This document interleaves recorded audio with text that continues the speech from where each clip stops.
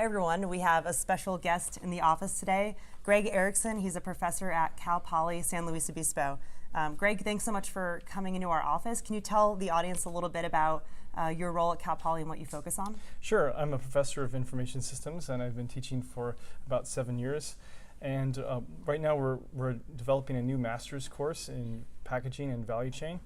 And I'm here with Specright to incorporate their product into our curriculum because it's an amazing advancement to keep track of specifications. Yeah, no, that's fantastic. And you know, one of the things I love about the area you're in is it's industrial technology. And I think oftentimes we hear of information technology, but industrial technology is this new term. Can you tell us a little bit about where this originated from and why it's so important? Sure, it harkens back to kind of the 1950s when people started to realize that we need to have metrics on how we produce things, when we make things. And then we looked in the 1980s where we were using mainframe computers to keep track of material requirements processing and sort of bill of material kind of things. And now that's sort of the history, but it really does lie at the intersection of sort of industrial engineering and business. We're trying to use data science to make products more efficient and keep track of the supply chain. And that's the history of it. And we call that industrial technology because it's technology applied to industry and making things. That's fantastic. And there's so much opportunity, not only in structuring the data, but then you hear about industrial Internet of Things and connecting data sets so that companies can have even more information, not only about products they're building, but how they're performing in the field. How have, you have students that have gone on and graduated. How has technology changed for them in the workplace?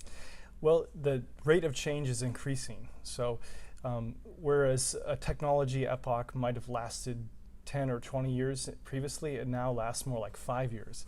And so the major thing I've seen between my first students and my most recent students is that they have to learn stuff at a much higher rate. And they always feel like they're never sure of whether they know something. That's kind of the main thing I see. When you say they're not sure if they know something, is it the integrity of the data or they don't have access to data? What's been the biggest kind of gap for them in the workplace? I would say all of that plus uncertainty about the tools themselves.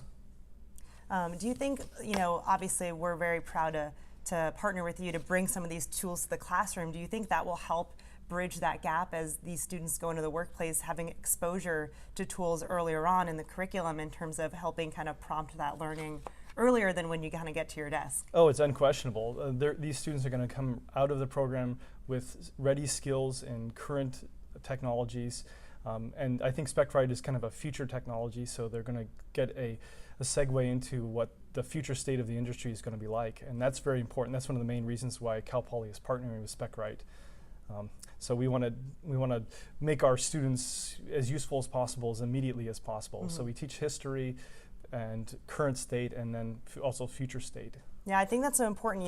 We were talking earlier and you're saying part of your course is students are actually going to learn SQL. And we talked about how even when you have the tools like Specright or whatever software you're using, it's still so important to fundamentally understand how data is structured, how it relates to other data sets. Can you talk a little bit about how you teach students kind of how to think with more of a data-driven mindset?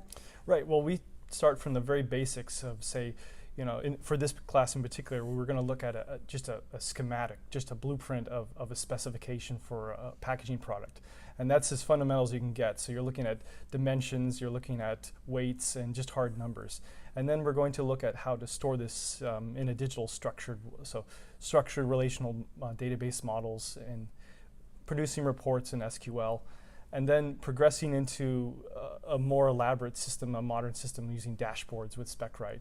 And so we're running the full gamut from very primitive foundational things of how do we store the data, how do we make sure it's accurate, how do we do a summary report, and how do we use structured query language to build a report, and then migrating into the modern tools. That's great. So for those in the audience, some of them might be feeling some of that stress at work where they need to learn a new technology. What are your recommendations for them to continue learning in the workplace and to start kind of using new tools? I think I'll speak to the camera since it's you guys were answering the question for. the main thing is to be confident in the midst of ambiguity. I teach my students this all the time. New technology comes out, there's nothing to really fear from it. You have to think in terms of analogy.